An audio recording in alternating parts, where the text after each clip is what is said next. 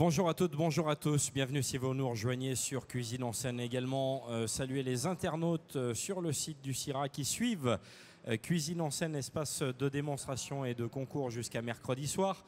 Aujourd'hui, c'est le magazine Le Chef qui vous propose le festival de la créativité gastronomique, orchestré avec le soutien de Métro, Enodis, président professionnel Badois Molinel, évidemment, sous la direction du magazine Le Chef. Voici le numéro de janvier-février que je vous montre à l'instant, avec 6 chefs qui sont dans les box et qui vont vous préparer leurs recettes. C'est eux qui en ont décidé. On va savoir peut-être dans quelques minutes si c'est à la carte dans leur quotidien, dans leur restaurant ou pas. On va le savoir. Renan Carvarec, la chèvre d'or à Aise, et notre premier chef dans le premier box. Bonjour. Bonjour. Merci d'être là déjà. Ben, merci à vous.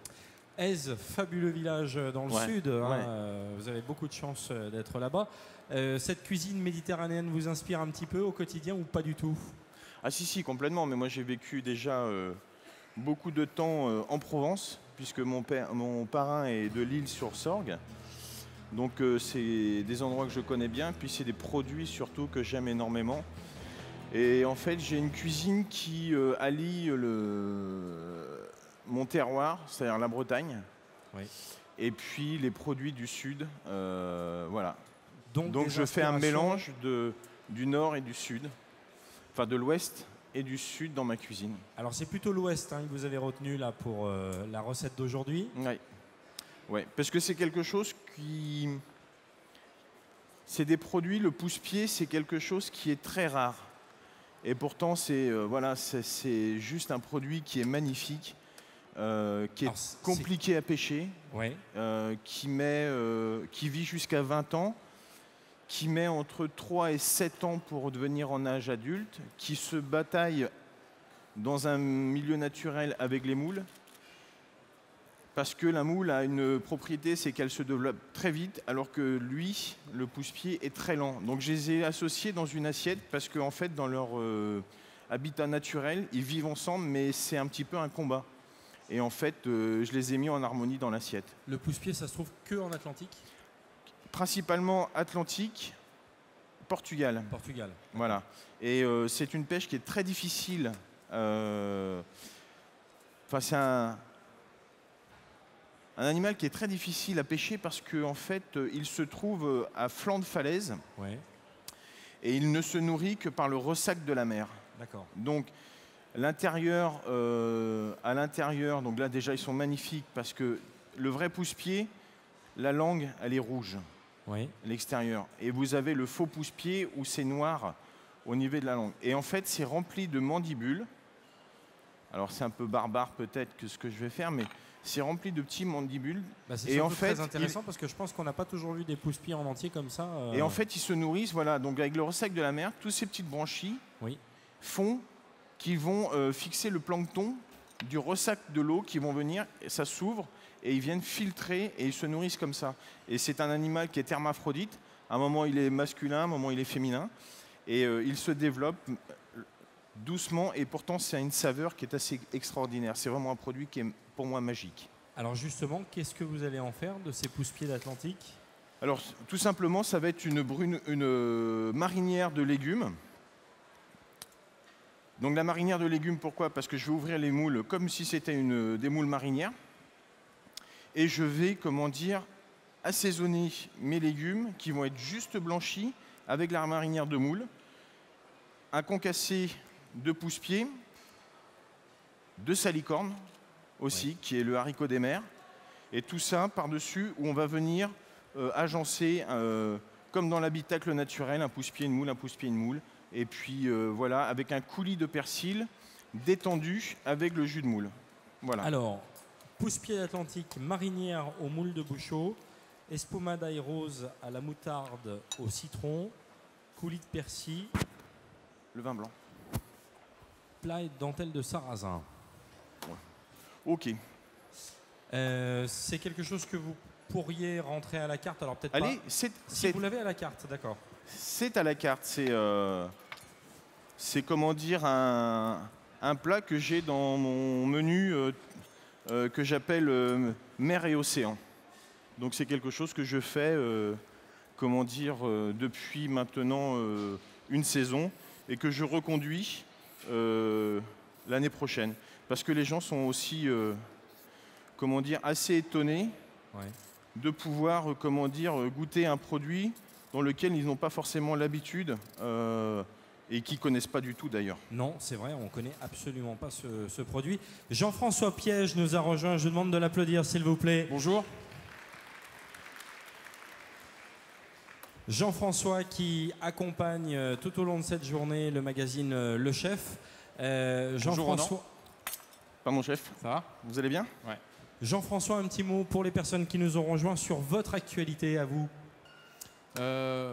Mon actualité, c'est l'ouverture d'une nouvelle adresse que j'ai ouverte avec ma femme à Paris, dans le 7e arrondissement, qui s'appelle Clover. En fait, c'est notre adresse 100% à nous, qui est une petite adresse de Vancouver, où on a mêlé la salle et la cuisine. En fait, il n'y a plus de barrière, on est en emprise avec la cuisine, donc on fait une cuisine assez naturelle et assez instantanée surtout. C'est l'instantanéité qui était le maître mot de cette cuisine. Il n'y a pas de pouce-pied chez vous? C'est incroyable, hein, c'est la première fois que j'en vois. Hein. En fait, moi j'attache beaucoup d'importance au territoire, plus qu'au terroir, parce que le terroir c'est assez réducteur et je trouve que le territoire c'est la conjonction de ce qui se fait à un endroit avec ce qui s'y produit. Parce qu'évidemment à Paris il ne se produit pas grand chose, donc si on faisait qu'une cuisine de terroir à Paris, on ne mangerait pas beaucoup de choses et pas compliqué. Et c'est vrai que Ronan, lui qui est à la Chèvre d'Or, il a plus de légitimité à faire ces choses-là que moi j'en ai à les faire à Paris. Bien sûr. Et puis le contexte, je pense, est très important. On a envie de manger à travers les sensations qu'on vit, parce qu'il fait chaud, on a un climat qui est différent. On n'a pas envie de manger la même chose à Paris qu'à Est-Village. Je connais bien cette ville parce que j'ai travaillé à la maison qui est juste au-dessus de la Chèvre d'Or, au Château Eza, à l'époque où Bruno Cirino en était le chef. Et c'est un endroit assez fabuleux. C'est un petit bout de rocher qui est niché sur la côte d'Azur avec de très très belles maisons. Et c'est vrai qu'on a envie de manger plus des choses issues du monde marin là-bas que ce qu'on a envie de les manger. Enfin, surtout ça, je ne sais pas si tout le monde connaît les pousse-pieds, mais... Alors, la partie qui est là, hein, elle ne se mange pas. Hein, c'est le bec. On a fait un petit cours avec Ronan. Ceux-là, ils viennent d'Atlantique, de Belle-Île, donc chez moi. Et oui, Ronan, Ronan, c'est pas tellement de aise. Hein. C'est un peu marqué, un peu estampillé, mais bon, c'est comme ça. Non, ça vient de chez moi parce qu'il y a une grosse pêche sur Belle-Île en mer et Groix. Ça se ramasse à la main. Hein. Ça se ramasse à la main. Même si c'est de la pêche, on les ramasse à la main. Hein. Et c'est surtout réglementé aujourd'hui parce qu'il y a, comme je disais tout à l'heure, c'est un animal qui a quand même énormément de mal à évoluer. Il est très fragile par rapport à la pollution. Il met 7 ans pour pouvoir être en âge adulte, pour prendre 2 cm de long. 7 ans. 2 cm de long. Et la pêche est interdite en dessous. Et on voit qu'on casse le rocher pour les... Ils ont des petits râteaux. Prélever, hein. C'est ce que nous disait Ronan tout à l'heure, ils sont sur les falaises en fait. Mais en fait, ils s'attachent aux falaises parce qu'ils sécrètent un ciment. Le pousse-pied sécrète un ciment qui va venir lui l'adhérer aux falaises. Vous êtes obligé de casser la falaise pour le... Ouais, on y va au burin et au marteau parfois. C'est ça. C'est ça. Pour ça, je dis, on les ramasse plus qu'on les pêche, mais même si la pêche à pied... C'est pas une blague, hein, ce qu'on vous dit. Hein. Ah non. On y va au burin. Complètement. Vous n'avez pas le choix. C'est tellement accroché, comment dire. Donc là, je vais les cuire. Donc la cuisson, c'est pareil. Moi, j'ai des cuissons. Faut que ça soit super délicat. Ça, c'est un produit aussi. Si c'est trop cuit, c'est caoutchouteux. Donc il faut, comment dire, avoir une cuisson légère, comme les bigorneaux un petit peu comme je fais. On les plonge. Donc moi, c'est simple. Hein, c'est du poivre, du gros sel, du vinaigre, des feuilles de laurier. Ça monte à ébullition. On les met dedans. Oui. Ça monte, frémissement, on enlève la casserole, fini. Dès que ça frémit, on enlève. Moi, je dis ça sur les calamars, et c'est ma grand-mère qui le disait, ça cuit de peur ou ça cuit 10 heures. Oui, c'est ça. Là, ça cuit que de peur parce qu'on ne peut pas trop les cuire après, sinon il n'y aurait plus rien à manger. Mais c'est vraiment comme tous les coquillages. Si on veut qu'il y ait de la jutosité et si on ne veut pas qu'il y ait trop de texture, on y va tout doucement sur les cuissons.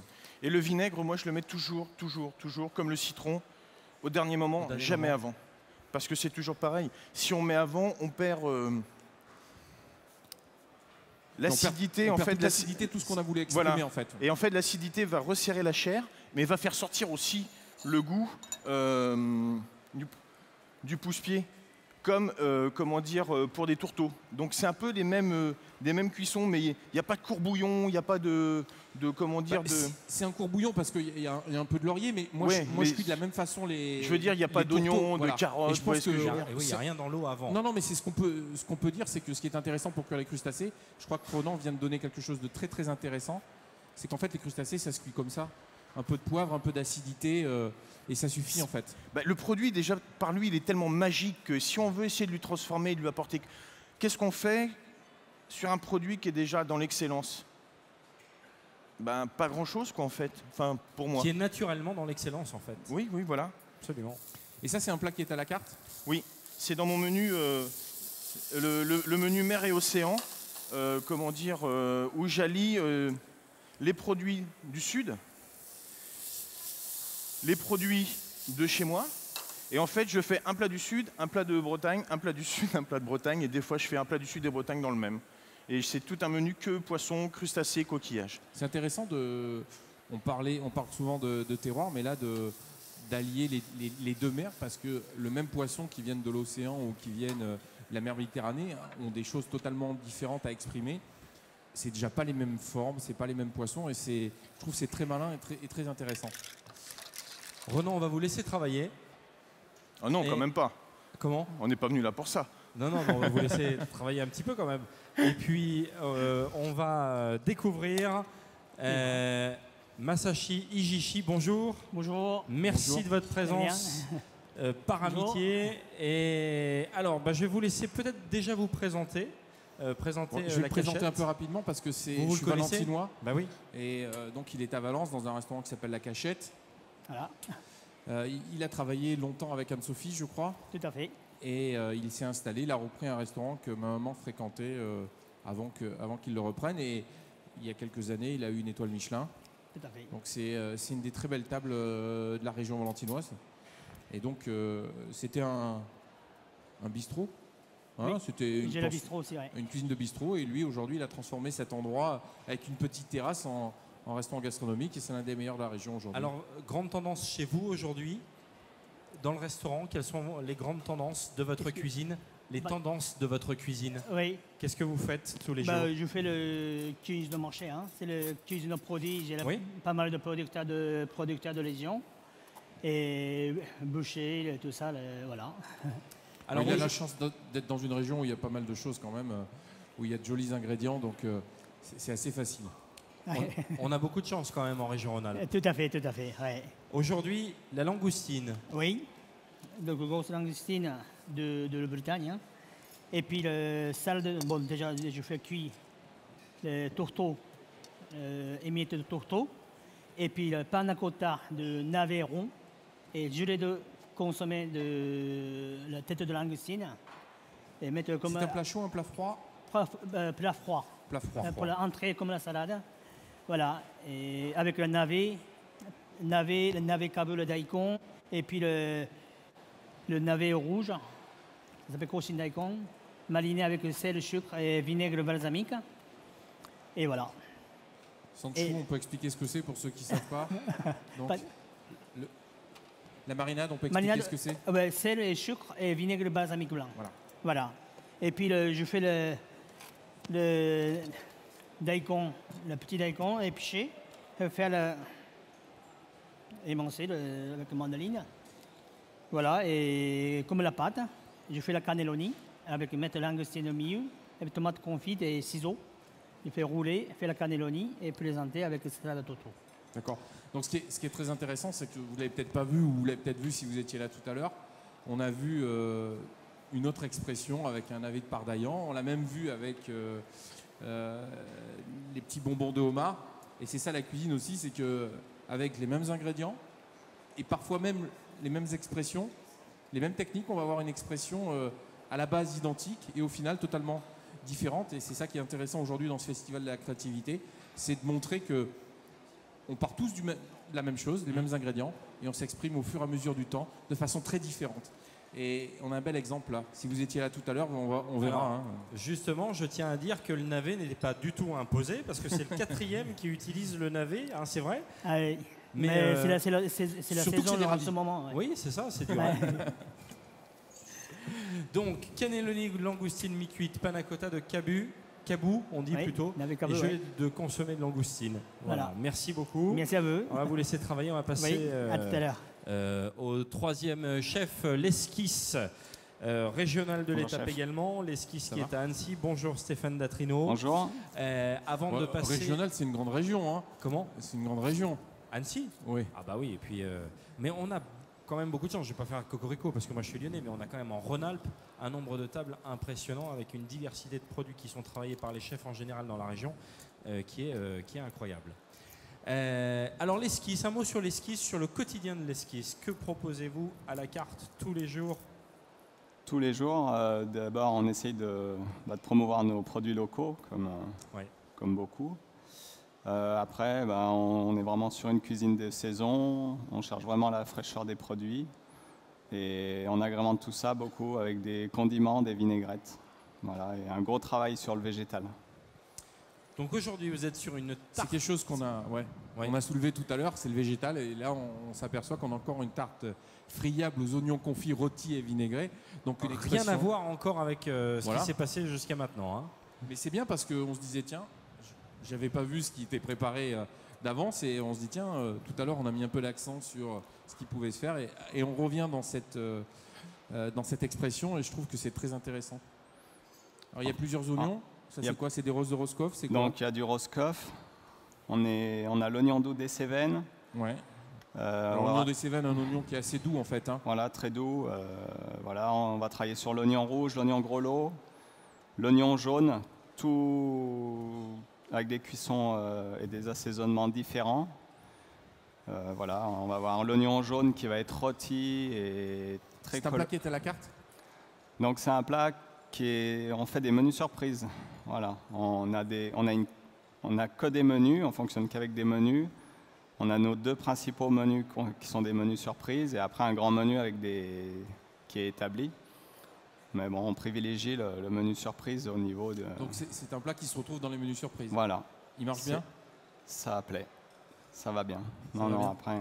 Il y a beaucoup de chefs qui font de plus en plus de menus surprises. Alors pour le grand plaisir des consommateurs d'ailleurs, parce que nous on adore ça. Mais c'est quand même bien parce que il y en a beaucoup. Moi je fais attention parce qu'effectivement, venir au restaurant, c'est aussi la possibilité de choisir. Oui. Donc j'aime bien que dans les menus surprises, la surprise elle soit à moitié. À moitié. D'accord. Vous pouvez nous aiguiller effectivement sur ce qu'il peut y avoir. Il faut faire attention. C'est aussi pour plusieurs raisons pourquoi les menus surprises, parce que aujourd'hui ça permet de proposer de très beaux ingrédients à des prix un peu plus accessibles. Ouais. Donc sans ça on ne pourrait pas le faire.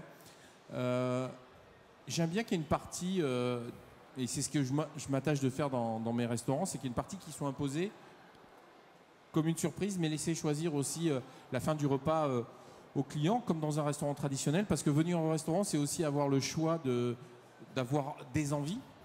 Et nous, on est au service pour faire plaisir aux clients, donc faire plaisir aux mangeurs qui sont là. On a envie de leur faire découvrir des choses, la partie imposée, mais aussi on a envie... de satisfaire leurs envies en fait. Mais on peut aussi se laisser complètement mener par le chef. Surtout quand on retourne chez vous 1 fois, 2 fois, 3 fois, quand on vous connaît, on a envie aussi de se laisser un peu faire. Mais c'est pour ça que je mettais un petit bémol, c'est qu'il ne faut pas qu'on tombe dans la facilité et que ce soit simplement un menu unique. Là c'est vraiment la volonté de se dire on va vous faire, le menu unique c'est pour vous faire découvrir des choses que vous n'auriez peut-être pas choisies, mais on va vous laisser une petite liberté quand même. Ça c'est important. La base du restaurant, c'est quand même de choisir. Je sais que les chefs n'aiment pas trop quand je pose cette question, mais est-ce que vous avez des... Mais j'aime bien la poser quand même. Est-ce que vous avez des matières premières, des produits bruts que vous aimez travailler particulièrement? Est-ce que vous pas avez spécialement, non. Surtout la viande, les légumes, du poisson, les légumes. Le végétal. Ouais. Est-ce qu'il y a beaucoup de plats sur les menus surprises qui sont à base de végétal? En général, il y en a un. Un? Tout le temps? En général, oui. C'est bien. On essaye.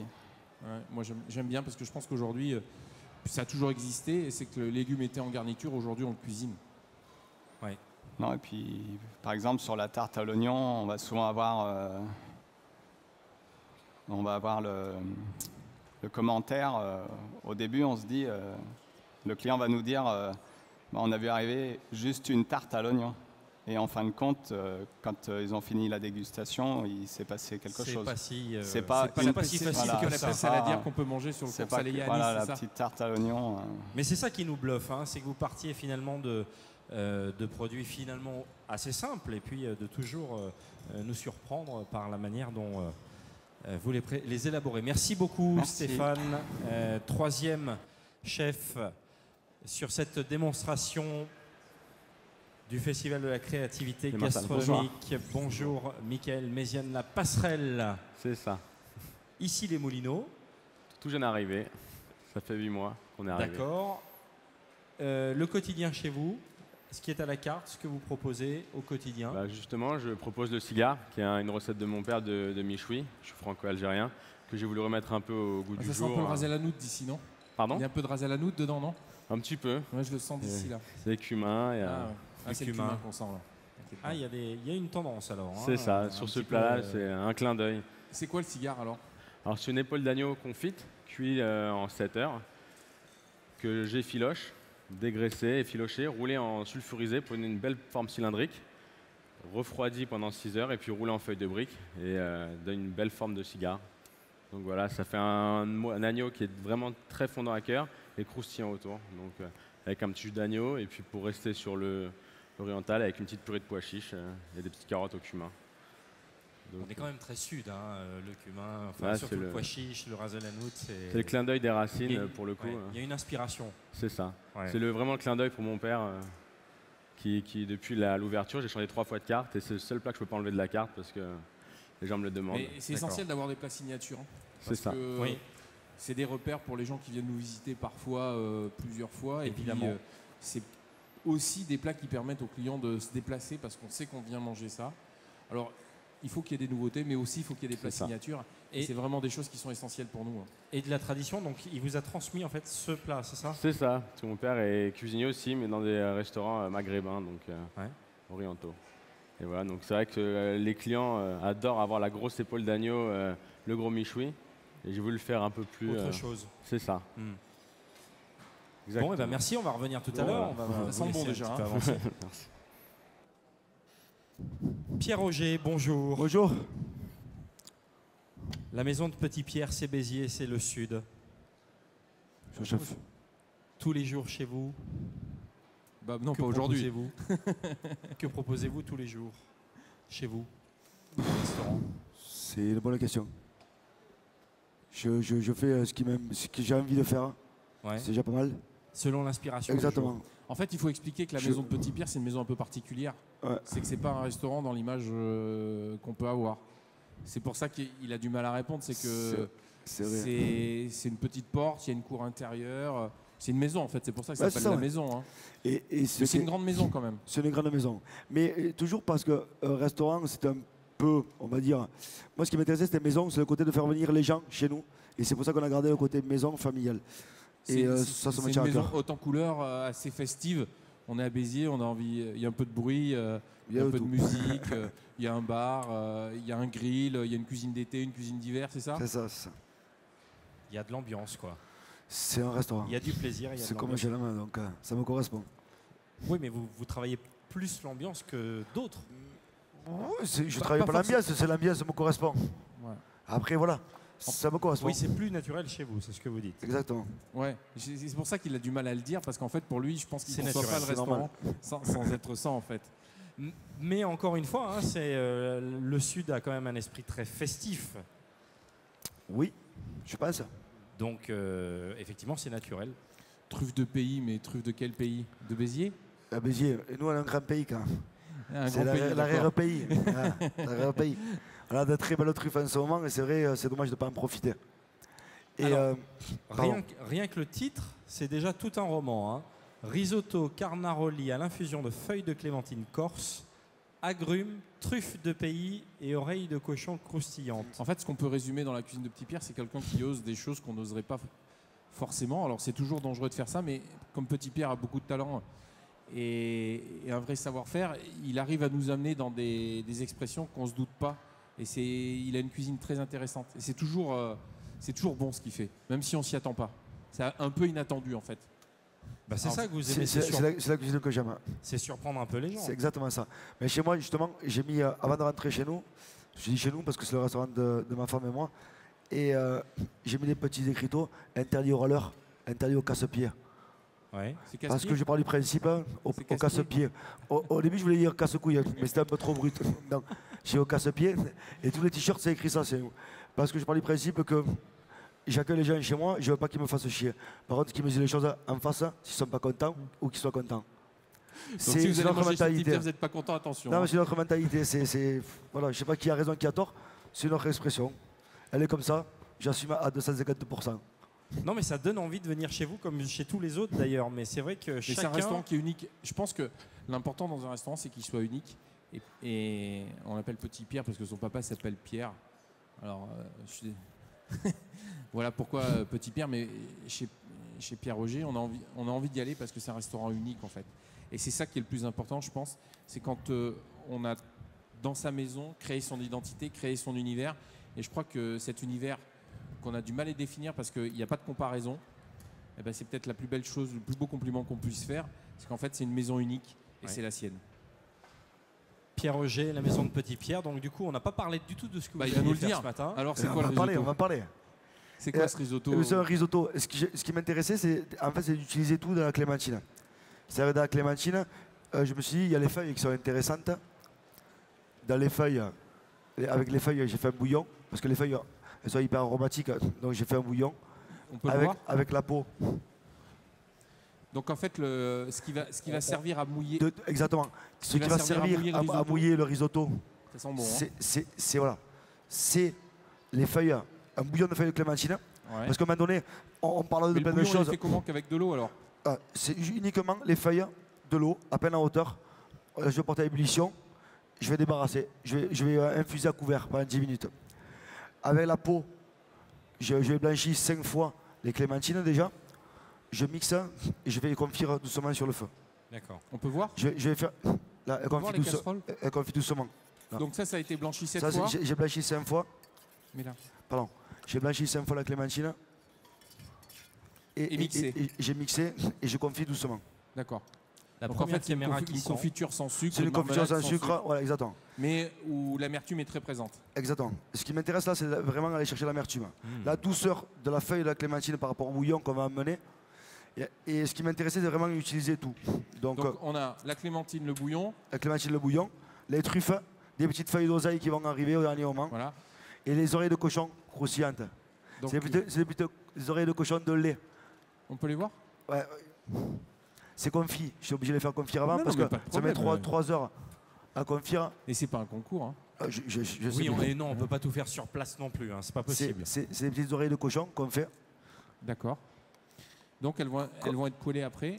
On les a justement. Elles sont confiées dans au départ, on les poêle, on les saisit pour qu'elles restent en fait, qu'elles se bloquent en fait, et qu'elles restent justement qu'elles ont leur texture forme, en fait. Exactement. Et après on les fait confire doucement dans du saindoux ou du gras de canard, tout doucement. Pendant le temps qu'il faut. Le temps qu'il faut pour qu'elle soit moelleuse. Et ça tout simplement après je le prends, on le frit. On le frit.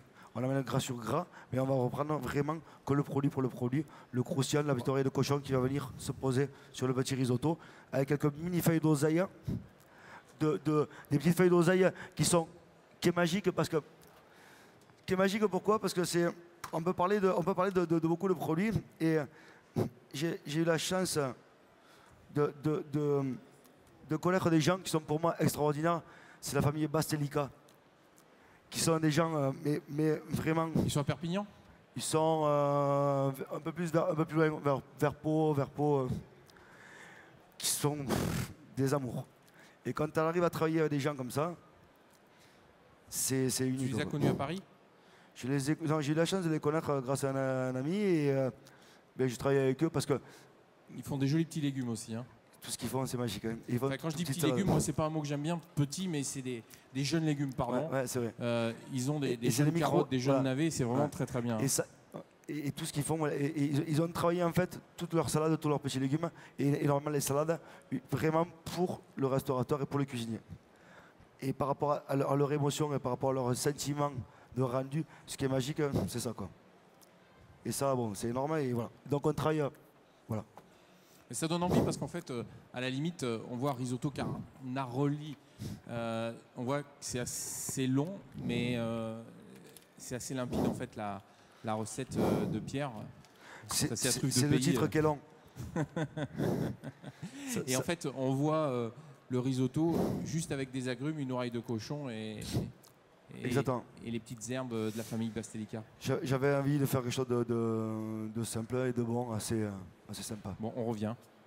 On revient. J'en ai besoin. Merci à vous. Thomas Boutin, bonjour. Bonjour. Le Vieux Crapaud à Paris. C'est ça. Bien. Tout va bien? Vous êtes bien installé? Tout va bien, parfait. C'est marrant parce que j'ai vu sur un blog récemment un vieux crapaud. Pardon, une critique sur le Vieux Crapaud. Ah. Des moules en entrée gratinées. Oui, c'est possible, ça. Hein? Ouais. C'est une bonne critique, moi. Ouais, très bonne. Très bonne. Alors, un mot sur Paris, le quotidien, votre quotidien. Alors nous, on est un restaurant très traditionnel. On s'emploie vraiment à cuisiner que des produits français. Ouais. Donc moi, je vais à Rungis 2 fois par semaine pour sélectionner absolument tous mes produits. Alors même si ça coûte un peu plus cher, on a quand même un beau terroir, donc c'est dommage d'aller voir ailleurs, je dirais. Et puis il faut quand même essayer d'aider un minimum notre économie qui va si mal. Et puis on est donc ultra traditionnel. C'est-à-dire que chez nous, donc, on s'appelle le Vieux Crapaud aussi parce qu'on fait des grenouilles fraîches et françaises qui viennent d'un seul éleveur en France qui s'appelle Patrice François. Et puis on fait du cochon de lait farci, on fait notamment un chou farci au pigeon, truffe et foie gras que je vais vous réaliser aujourd'hui. Et puis on a aussi des oreilles de cochon. Enfin, on est très dans le traditionnel. On ne fait pas de chichi dans l'assiette. Moi, j'aime bien utiliser un autre mot que traditionnel parce qu'aujourd'hui, il est souvent péjoratif. J'allais dire des recettes du patrimoine avec des ingrédients qui ont fait le patrimoine culinaire français, en fait. Voilà. C'est ça. C'est vrai que les gens comprennent un peu mieux dans le traditionnel, mais c'est vrai que c'est plutôt parce ça. Parce que le chou farci, évidemment, qui ne se fait pas avec du pigeon, ni du foie gras, ni de la truffe, parce que c'est un plat populaire. Mais les ingrédients qui sont utilisés là sont des ingrédients du patrimoine français. Le pigeon est quelque chose de typiquement français. Le foie gras, n'en parlons pas. Et voilà. Évidemment, le premier producteur de truffes pour l'instant, la France, même si aujourd'hui en Australie, au mois de juin, juillet, on arrive à trouver des truffes noires, donc truffes Melanosporum de qualité incroyable. Au contraire, je pense que les gens sont contents de retrouver des vrais produits français de terroir. Ah oui, non, mais justement, c'est bien pour ça. Et puis c'est surtout la cuisine que j'aime. Ouais. C'est vrai qu'on va vraiment à l'essentiel dans l'assiette. On ne va pas mettre une petite betterave multicolore si ça n'a pas son intérêt sur le plat. Comme une pluche de persil, on ne va pas en mettre si ça n'apporte rien au plat. En fait, rien n'est illégitime, comme on l'a dit tout à l'heure. C'est une expression et qui est au même niveau que les autres. Il n'y a même pas besoin de comparer, il ne faut même pas comparer en fait, parce que tout a sa place. Et c'est intéressant dans ce festival de voir qu'on a des expressions extrêmement personnelles. On l'a vu déjà juste à côté avec Pierre et ce risotto, et d'avoir un chou farci. Je ne m'attendais pas à trouver un chou farci aujourd'hui. Non. Mais c'est ça qui est intéressant. C'est à la carte chez vous, le chou farci, hein. Ouais.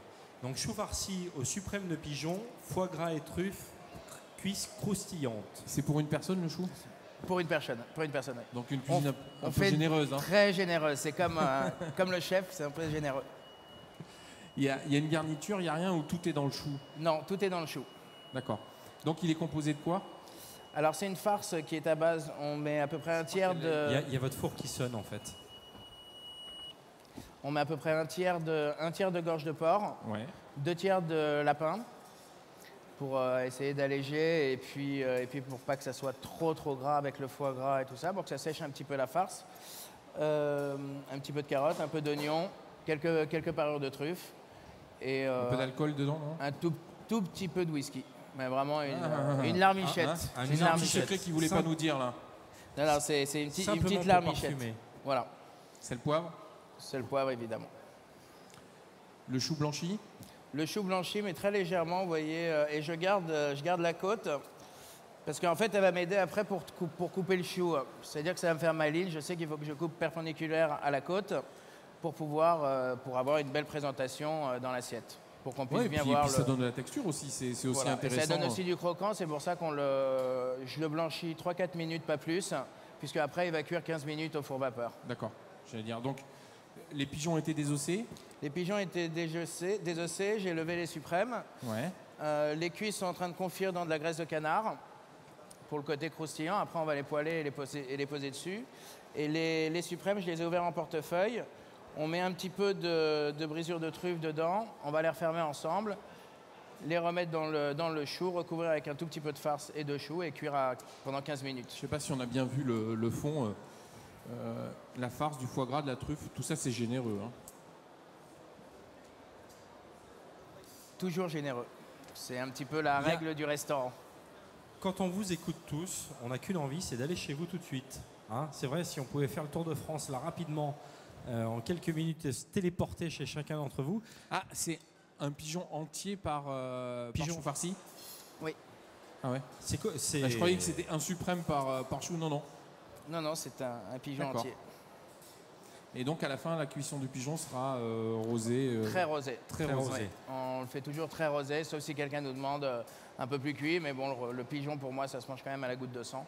Rosé. Donc après, si quelqu'un veut plus, on lui fera plus. Bien sûr, mais on est là pour ça. Hein. Et le jus d'accompagnement? Et le jus, alors c'est un jus avec toutes les carcasses. Ah, j'ai oublié de dire, dans la farce aussi, j'ai mis les foies des pigeons, bien évidemment. Et le jus, c'est un petit jus de pigeon réduit, un petit peu corsé, dans lequel on rajoutera un tout petit peu de brisure de truffe à la fin. Bon, on a hâte. Hein. C'est un vrai plat d'hiver. On y est en plus, il fait froid, on y est. Vous les applaudissez, s'il vous plaît, nos chefs. Merci. 10e édition du Festival de la créativité gastronomique organisé par le magazine Le Chef. Le chef qui, depuis 1986, défend la profession et met les chefs à l'honneur. 24 chefs qui présentent aujourd'hui une recette de leur choix. C'est important de le souligner.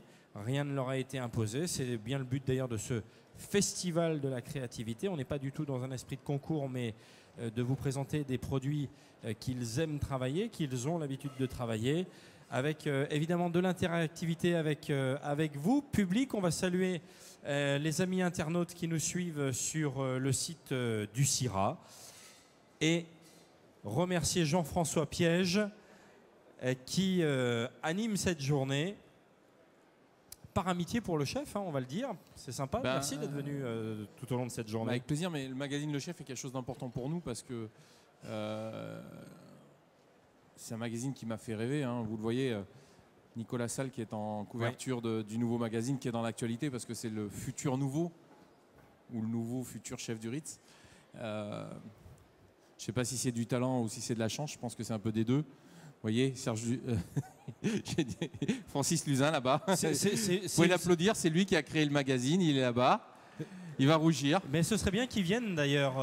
Ce serait bien qu'il vienne dire 2 mots parce que chaque fois, il veut jamais venir devant la caméra. Donc, et je disais, et donc faire savoir. C'est une sacrée pression, hein, de devenir chef comme ça d'un établissement comme le Ritz. Évidemment, surtout après 3 ans de fermeture, mais sans passer de brosse à reluire au magazine, je voulais juste terminer que dans le monde dans lequel on est, des gens qui, alors défendent, c'est un mot qui est fort parce que je pense qu'on n'a pas besoin d'être défendu, mais qui aident à promouvoir, qui aident à transmettre des idées, à transmettre une bonne parole et des valeurs qui sont les nôtres, c'est important. Et vous pouvez le voir dans les magazines successifs et faire découvrir ce qui se passe aussi, parce que le festival aujourd'hui en est la preuve, de découvrir des gens dont on ne parle pas. Le chef, c'est le chef de l'année, mais c'est les tremplins de l'année, c'est beaucoup de choses. C'est une organisation, c'est une volonté de faire plaisir aux autres. De la même façon que les gens qui sont là essayent de faire plaisir aux mangeurs. Eh bien, nous sommes les clients de Francis Luzin et on peut le remercier. Vous pouvez l'applaudir, hein, tous les chefs. Hein. Francis Luzin, Merci Jean-François. vous êtes créateur donc, très gentil. du chef 1986. Vous fêtez vos 30 ans, vous avez fêté ça, j'espère, en 2016. L'année prochaine. Bon. On les prépare. Vous avez une sacrée chance parce que vous avez un beau métier quand même. Beau métier dans le sens où vous avez découvert un sacré grand nombre de talents depuis 30 ans. Et vous les avez suivis, c'est ça qui est intéressant. Surtout, on les accompagne, mais en fait... Aider. Voilà, non, mais on aide les chefs. Notre volonté, c'est d'aider la restauration traditionnelle gastronomique française en France et dans le monde. Et donc, on défend les chefs, on les défend à tous les niveaux. On bouge, on essaie de faire bouger les syndicats patronaux qui défendent pas trop la restauration aussi. Enfin, on bouge partout. Mais je peux faire une annonce officielle ou une annonce... On vient de créer pas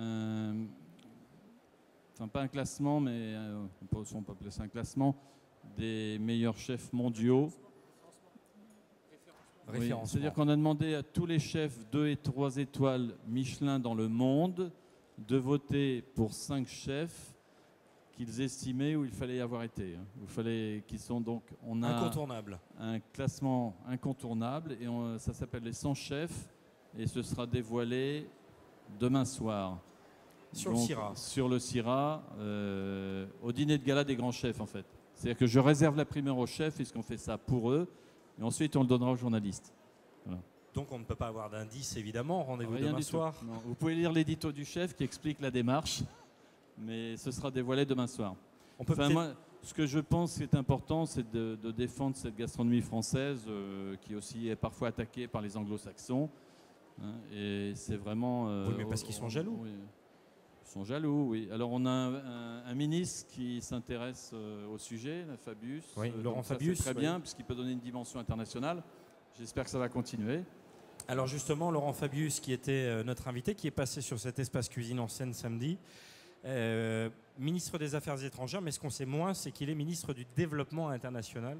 Il a pris le développement du tourisme, un parti en charge. Quoi. Donc ce qui fait que évidemment le développement international de la France passe forcément par la gastronomie.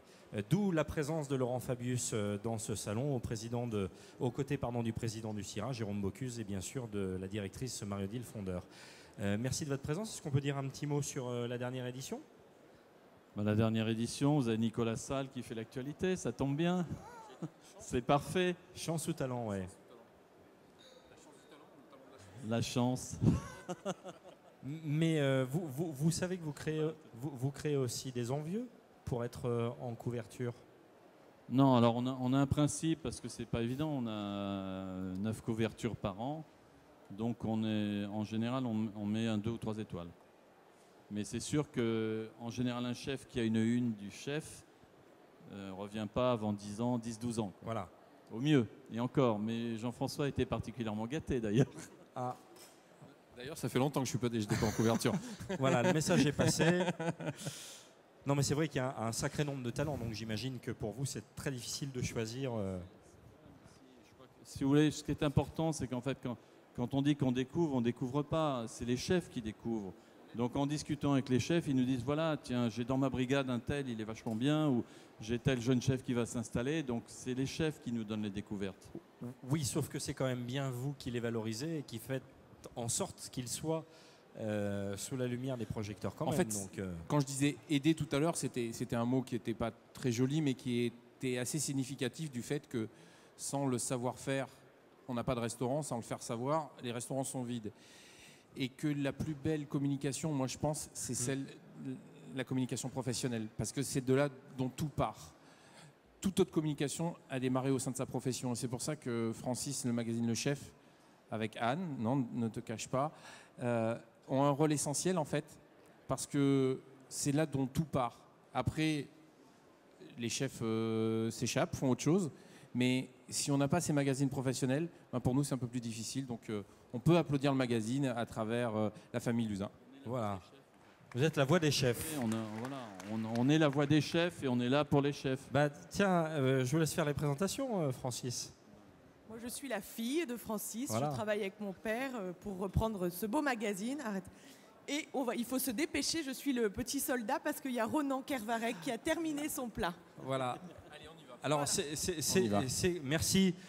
C'est quand même, Jean-François, la cuisine aussi une histoire de réseau. Vous le disiez, c'est important d'être reconnu par ses pairs et par, la profession. PAI et PER. Ouais, dans les deux sens, d'ailleurs. Dans les deux sens, d'ailleurs.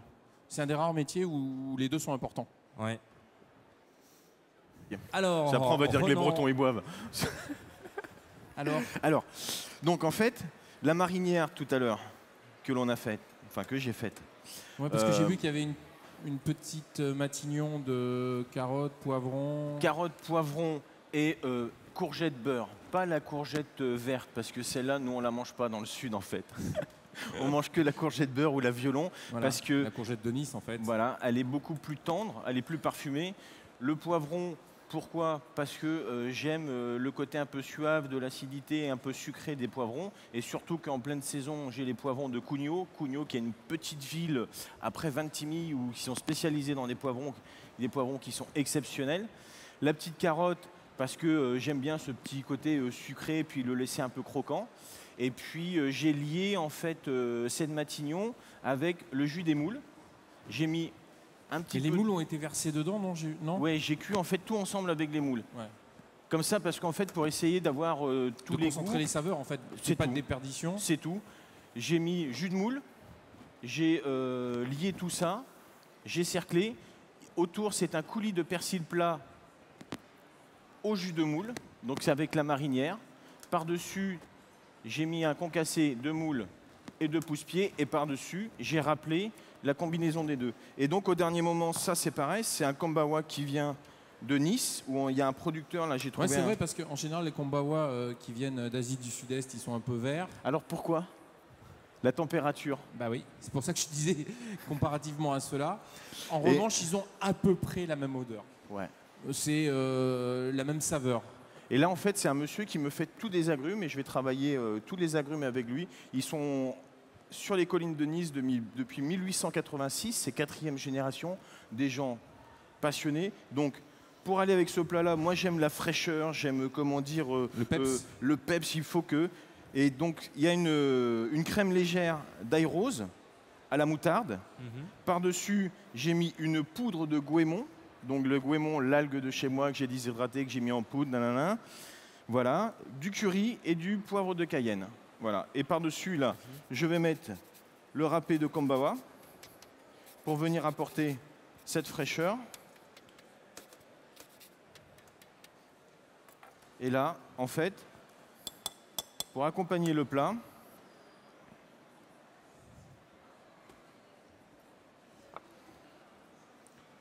moi, juste une chose, j'aimerais bien qu'on partage avec tout le monde comment on mange les pousse-pieds, parce qu'il y a une partie qui est dure et il n'y a qu'une partie qui se mange. Ça serait bien que le J'allais vous demander, parce que moi, c'est la première fois que j'en vois en entier comme ça. J'imagine que l'extrémité ne se mange pas parce que c'est dur. Alors, si on veut faire une mauvaise blague à quelqu'un qu'on connaît, qu'on n'aime pas trop, on lui dit tiens, mange-le. Pour se casser les dents. En fait, voilà, on enlève de la partie de la roche, on le décolle. Cette membrane, en fait, on vient, alors ça peut gicler, hein, on vient enlever la petite membrane noire, et là, vous avez le pousse-pied. Et là, voilà, c'est magnifique. Enfin, moi, je suis fan de ce produit. Voilà. Ça se décortique en fait, comme, un peu comme ça. Et puis là, vous venez avec votre petite crème là, à l'apéro, avec une bonne bouteille de vin blanc avec les copains, et puis voilà. Alors c'est un petit peu onéreux, c'est dur à trouver, mais c'est vrai que quand on a la chance d'en avoir, ça peut être intéressant. Voilà. Et donc en fait, j'ai un peu coupé la parole à Ronan. Cette petite crème qui vient terminer et apporter cet aspect cuisiné au dernier moment de ce plat qui est un plat qui est entre mer et océan, déjà, voilà. Et je trouve que ça se sent bien en fait. Ce que je vous propose, c'est d'aller voir nos amis du public. On va s'installer sur la table centrale. Pour si la photo, vous le voulez bien. On va donner celle-là. On a déjà fait notre petit. On a fait la photo déjà. Ouais, nous on a calé le truc. Alors on y va sur la table centrale pour présenter au public une dernière fois. On va parler de création, hein, Jean-François. Hein. Ouais, parce que là, on y est aussi. Hein. Là, on y est dans la création. Hein. Masashi Ijishi, la cachette Valence. Oui, c'est bon là. Régionale de l'étape. Cannelloni de langoustine mi-cuite, panna cotta de cabou et gelée de consommé de langoustine Vous voulez goûter? On goûtera tout à l'heure. Ouais. Donc le petit jus de langoustine. Parce que je ne sais pas si vous avez remarqué, mais Ronan a utilisé la totalité des ingrédients quand il a parlé de moule, quand il a parlé de jus de moule. Il a cuit en même temps et dans une expression différente. On voit que Masashi, lui, il a utilisé les têtes pour faire un consommé. Donc de la même façon, il y a une dimension économique dans la cuisine aujourd'hui qu'on ne peut pas nier. Mais en fait, pour moi, elle n'est pas que économique parce que c'est la base de la cuisine. C'est de préserver les ingrédients qui nous sont confiés. Et c'est de cuisiner en fait. Parce qu'en cuisinant, on utilise tout. On ne gaspille rien. On ne gaspille rien. Et le point commun qu'il y a dans tous les cuisiniers, c'est la deuxième session qu'on a vue aujourd'hui. On a vu qu'ils engageaient tous de la cuisine. Tout à l'heure, on a entendu parler d'une épaule d'agneau. On a vu Petit Pierre qui utilisait la totalité des feuilles de clémentine. Enfin, les feuilles, l'écorce, la totalité. Et encore une fois, dans des expressions différentes, on a cette même volonté de cuisiner, de faire plaisir, de tout utiliser. Pourquoi tout utiliser? Parce que c'est là où le talent va s'exprimer. De prendre une très belle asperge, de la pocher et de la servir. Effectivement, c'est aussi un talent, mais ce n'est pas le même. Le talent de transformer la totalité des ingrédients, c'est l'art de cuisiner. Et ça, on en a une expression qui est assez flagrante entre Ronan avec ses moules, ses pousse-pieds et autres, et là avec les langoustines, donc bravo. Moi, je crois qu'on peut les applaudir en fait. Bravo. Merci. Alors, je vais vous laisser passer, Masashi, je vais vous laisser passer devant. Oui. Et puis, on va revenir sur Ronan, comme on est un petit peu plus proche du public. Si vous pouvez simplement, en quelques mots, pour les personnes qui viennent de nous rejoindre, à la fois dans le public, mais aussi sur le site internet du CIRA. Est-ce que vous avez déjà goûté des pousse-pieds? Est-ce qu'il y a des gens qui connaissent ce coquillage? Non? Et ben voilà, c'est aussi le bonheur de travailler au restaurant. Quand on a un restaurant, de faire découvrir des choses. Je pense que ça doit bien marcher. Hein. Ouais. Et puis l'intérêt, c'est, une fois de plus, dans notre métier, par une simplicité, notre savoir-faire, ça reste de faire découvrir pour créer une envie et puis que notre beau métier puisse continuer dans une simplicité, mais en respectant les produits et nos producteurs, parce que c'est aussi notre engagement à nous de cuisiniers, de pouvoir continuer de génération en génération à avoir encore ce genre de produit. Et moi, je suis attaché à ce genre de choses. Est-ce que vous pouvez en quelques mots nous redécrire à nouveau? Alors, donc, c'est une marinière de légumes. Donc, en l'occurrence, la courgette beurre, la carotte et un petit peu de poivron, cuit avec des moules. J'ai enlevé les moules, j'en ai concassé certaines, j'ai mis dedans avec des pousse-pieds. J'ai lié tout ça avec le jus de cuisson et par-dessus, j'ai rappelé ce qu'il y avait à l'intérieur de cette marinière de légumes avec un coulis de persil plein au jus de moule et par-dessus, une petite légèreté de moutarde à l'ail rose avec poudre de goémon, curry et poivre de Cayenne. La rencontre de la Méditerranée, de l'esprit méditerranéen et de l'océan. Oui, tout à fait. On applaudit, s'il vous plaît, bravo. Ronan. Merci. Kervarek, Stéphane Datrino, l'esquisse à Annecy. Et là, on sent l'acidité, là, on sent il y a des oignons pickles, on voit que l'expression dans l'oignon est totale, hein, c'est ça? Oui, là on a... Donc, tarte friable aux oignons confits, rôtis et vinaigrés. La pâte, elle a l'air assez appétissante. Hein. Ah, si vous voulez goûter, chef. C'est quoi comme pâte? Très friable, hein, bien son nom. Hein.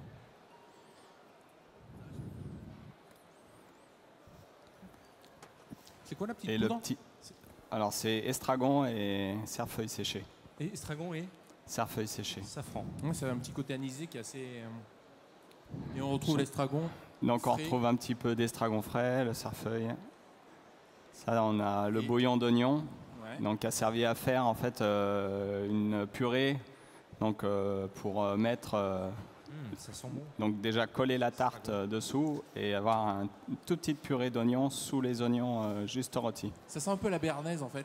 Oui, un petit peu. Voilà, on a l'acidité, le poivre, l'acidité, l'oignon qui sont la base de la réduction de la sauce béarnaise avant de monter un sabayon. Et c'est malin parce qu'avec les mêmes ingrédients d'une recette traditionnelle d'en faire une tarte et de donner un autre sentiment. C'est assez intéressant. En tout cas, bravo parce que ça donne envie aussi. Hein. Merci. Je vous laisse passer devant auprès du public. Alors, pendant ce temps-là, on va laisser Masashi nous présenter sa création. Merci. Et donc, panna cotta de navet, et gelée de consommé de langoustine, un crustacé, et puis cannelloni de langoustine avec tomate confite et feuilles de ciseaux, et la tuile dentelle de jus de crustacé, voilà. Et puis la salade de toto. Le petit pont, c'est de orange confite. D'accord. Voilà. Ça s'applaudit, s'il vous plaît, quand même. On peut applaudir Masashi Ijishi. Merci. La Cachette, notre régional de l'étape, il est de Valence. Voilà. Très belle ville. Merci. Rien que la pâte que je viens de goûter est un pur bonheur. Mais c'est important parce qu'elle est servie tiède, Ah oui. Elle est friable comme elle est annoncée dans le menu, c'est ça, hein? Pardon, il faut arrêter de manger là-haut. Alors Je vous laisse présenter, Stéphane. Donc voilà, on a la tarte friable. Donc c'est une base de pâte à base de parmesan, donc qui est très friable. Ensuite, vous avez les oignons des Cévennes par-dessus qui sont rôtis à la poêle. Et après, on a de l'oignon rouge qui est cuit en aigre doux, un oignon gros lot qui est cuit vinaigré au thym et au poivre, et l'oignon de Roscoff qui est poché dans un bouillon de légumes. Voilà. Et par-dessus, on sert un bouillon d'oignon rafraîchi à l'estragon et au cerfeuil. Vous êtes où à Annecy, exactement? On est au centre-ville. Centre-ville. Ouais. Pas très loin de la gare. On applaudit Stéphane Datrino, s'il vous plaît. Pour les personnes qui nous rejoindraient sur Cuisine en Scène, sachez que vous êtes sur un espace de concours et de démonstration pour les personnes qui pour la toute première fois mettraient les pieds sur cet espace. Cuisine en Scène est organisée par le CIRA avec un certain nombre de partenaires qui s'emparent du plateau une demi-journée ou une journée. Nous avions samedi les lycées Rhône-Alpins avec la région Rhône-Alpes. Nous avions dimanche matin les trophées européens de boucherie étale. Hier après-midi, nous avions le concours national des fromagers. Et aujourd'hui, nous avons le magazine Le Chef toute la journée avec le festival de la créativité gastronomique. Et le 4e chef de cette 2e session, Michael Méziane, La Passerelle. Alors, on n'a rien dévoilé parce que tout à l'heure, vous n'aviez encore rien sorti quasiment. Là, expliquez-nous donc ce cigare d'agneau. Il a bien travaillé. Hein. Ah ouais, mais carrément, parce que c'est pour ça que je dis ça, parce que vous avez avancé ultra vite. Tout à fait. Alors un cigare basse température, encore une fois, cuit sur 7 heures, puis effiloché, dégraissé, après assaisonné avec du cumin, de la noisette, du citron confit, vraiment oriental. Roulé en cellophane sur 150 grammes par personne, et puis refroidi, roulé en feuille de brique, rôti à la minute, et voilà. Une petite purée de pois chiches, quelques petites carottes. Jean-François, il nous dit, et voilà. Ils font ça avec une simplicité, tous, qui est hallucinant. J'étais en train de regarder la finition du risotto, là. Avec Pierre. Bravo, en tout cas, bravo. Mais bravo pour le cigare d'agneau, parce que c'est rigolo de se servir de ses racines personnelles et de les emmener dans son terroir, dans son territoire dans lequel on évolue. Et c'est ça aussi la cuisine, c'est ces passerelles qui existent. Aujourd'hui, on utilise la pomme de terre. La pomme de terre, à l'origine, n'était pas cultivée en France. Parmentier nous l'a ramenée. Et on peut ramener d'autres choses aussi. Et c'est ça qui est intéressant dans la cuisine. On a encore une expression très différente. Je crois que Ronan le fait bien avec l'océan et la mer. Et c'est ça qui m'intéresse dans la cuisine, c'est ce monde ouvert. Ah, il m'a laissé tout seul. Et il faut arrêter de manger, hein. Il faut arrêter de manger, hein. Comment? Non, c'est pas que je mange, c'est que... Ça donne envie le chou, c'est ça? Thomas est en train de saupoudrer légèrement donc avec la truffe ce chou farci au suprême de pigeon, foie gras et truffe, cuisses croustillantes. Maintenant justement, j'ai pas pu goûter. C'est pour ça que je suis frustré. Non mais il faut dire que c'est pour une personne. Hein. C'est pas pour deux, hein, au cas où. Oui, c'est bien copieux. Ça donne envie. Mais après, il faut ne peut-être pas avoir mangé pendant quelques jours. Avant ou après. Et est-ce qu'on peut partager les plats, non? Non, on ne partage pas. On peut, ou alors on prend juste ça et on est content.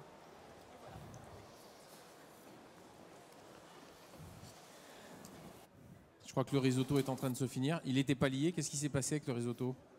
Je préférais attendre un peu plus. Voilà. Voilà. C'est mieux en cuisine de faire attendre que d'envoyer n'importe quoi. Même là, j'ai voulu envoyer, j'ai préféré attendre, c'est pas grave. Comme on l'a dit tout à l'heure, c'est pas un concours. On a vu les petites oreilles frites là. Les oreilles de cochon, elles sont frites et elles sont croustillantes. Ça, c'est assez rigolo parce que voilà, ça m'amuse. C'est assez ludique et c'est à croquer, c'est du bonheur. Comment tu arrives à trouver des petites oreilles de cochon de lait comme ça? C'est ça qui est beau. Hein? C'est ça qui est beau. Comment tu les trouves? Déjà, ça, c'est des produits qu'on peut rarement avoir en France. Donc, moi, j'ai la chance d'être sur le bassin méditerranéen, à côté de l'Espagne. Ouais. Et ça, c'est espagnol. D'accord. Parce qu'en France, c'est impossible. Mais t'achètes que les oreilles? Que les oreilles. C'est encore plus beau. Ouais, c'est encore mieux. Surtout que, voilà. Et là, on travaille. Je fais ça c'est une recette qui peut être un plat pour moi, pour une entrée. Je le sers en accompagnement en fait, de mon plat, qui est un cochon tirabichou. C'est un cochon des Pyrénées, qui est élevé en montagne, à fond romeu, les Anglais, qui gagne dans la nature. Et c'est un cochon voilà, qui vient à côté de chez nous. Et chez nous, on a la richesse que l'on a, en fait, c'est que moi, je viens de Béziers. Et la richesse que l'on a, c'est qu'on a la plage à 10 minutes et on a la montagne à 2 heures. Et vous avez, pardon? La montagne à 2 heures. La montagne à 2 heures, oui, c'est vrai. Et ça, ça c'est magique. Et donc, le cochon... On t'attend, hein? Ah, merde, je parle comme... Non, on attend. c'est juste de ça. En fait, si vous nous dites que vous avez la mer à 10 minutes et les montagnes à 2 heures, d'accord, t'as pour moi, t'as pour moi. On n'est pas à la T'as plage. pour moi hein. là, mais c'est pour ça, je croyais, t'as pour moi. Désolé. En fait, il nous dit qu'il a la montagne à 2 heures et la mer à 10 minutes. C'est pour nous énerver ce matin. Ouais, c'est ça, ouais. T'as pour moi. J'étais bien là, je me sentais un peu trop bien, tu vois. Non, mais on a le temps, hein. On plaisante. Non, c'était un peu court. On vous laissera les clés de la maison. Tu le sers un peu serré ton risotto. C'est-à-dire un peu serré. Un peu. Pas assez. Ouais. Mais je voulais comme ça parce qu'en fait, je vais amener un jus de persil. Ouais, non, qui va venir détendre. j'avais compris que c'était une volonté. Hein. D'accord, merci.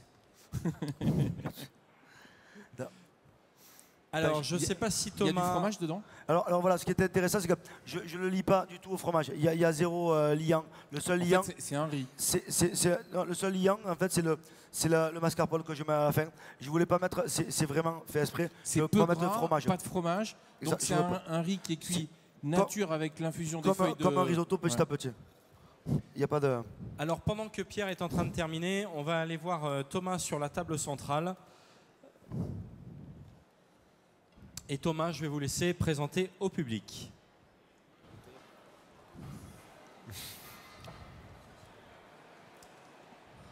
Donc voilà, c'est un chou farci suprême de pigeon, foie gras du Périgord et truffe noire du Périgord. Avec les petits farcis, en fait, la farce est à base d'un tout petit peu de gorge de porc et par contre beaucoup de viande hachée de lapin pour essayer d'alléger un petit peu le tout. Et servi avec des petites les cuisses qu'on a fait confire dans la graisse d'oie et ensuite qu'on a poêlé pour avoir une peau bien croustillante à l'extérieur et que ça reste bien moelleux à l'intérieur et pour contraster avec le moelleux du chou aussi. Et ça s'applaudit, hein, normalement. Ah, quand même.